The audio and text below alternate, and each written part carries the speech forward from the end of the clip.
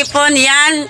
Pasensya na po kayo at ngayon lang po ulit ako mag-upload ng aking bagong vlog dahil marami pa akong inasikaso nitong mga nagdaang araw o linggo yan. For today's vlog po is maglalaplap po tayo ng pain. Yung isda po na panghuli ng lobster, yan. Yan po yung isda na lalaplapin natin mga kahipon, yan. Ano ba isda to, Jing? Ito po yung panghuli ng lobster. Yan. Siyempre, kailangan po natin ng planggana tsaka asin. Yan, para tumigas yung pain.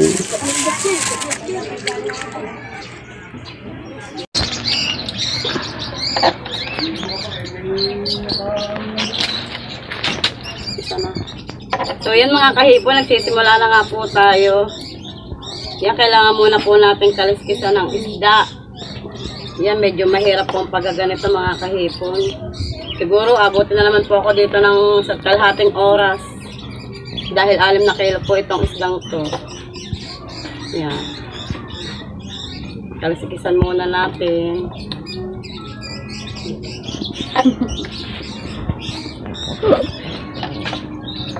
Para maraming huling lobster.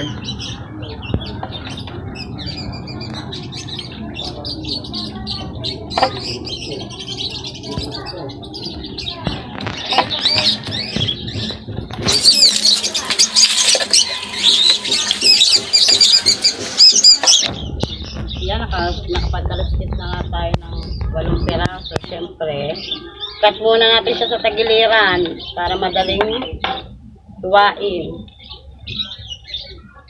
Yan.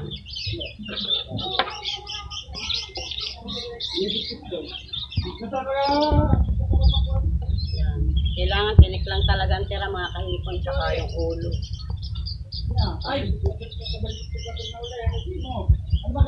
Ganun lang ang gagawin niya. Kailangan dahan-dahan dahil medyo matalas din ang kutsilyo.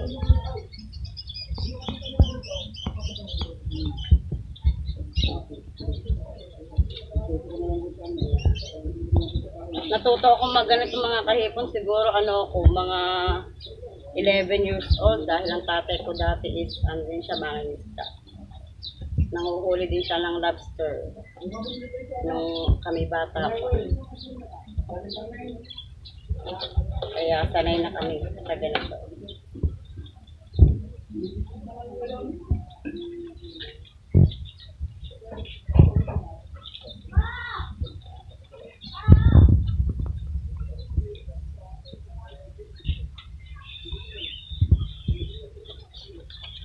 Shoutout nga po pala sa aking taga-video, si Buntis. Yan, lagi siyang nandiyan. Thank you kay Buntis.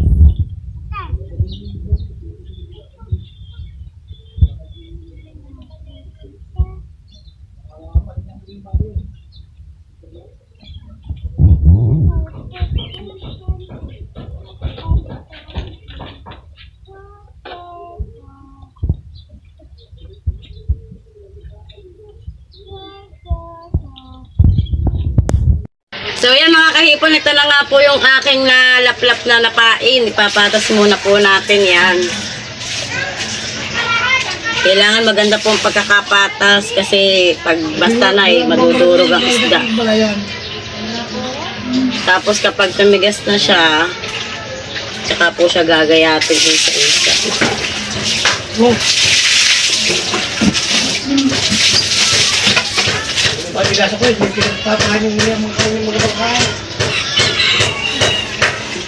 Yan, kapag napatas na po natin, lagyan po ulit natin ng asin.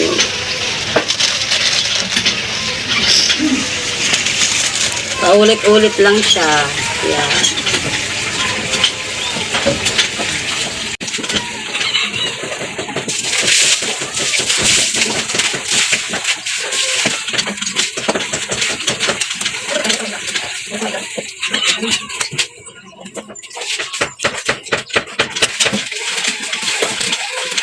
Tapos, asin ulit.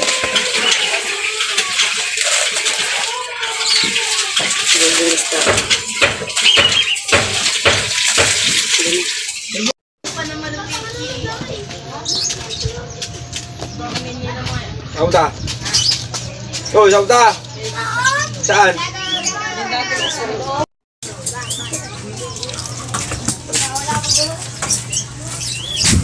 Mag-saber.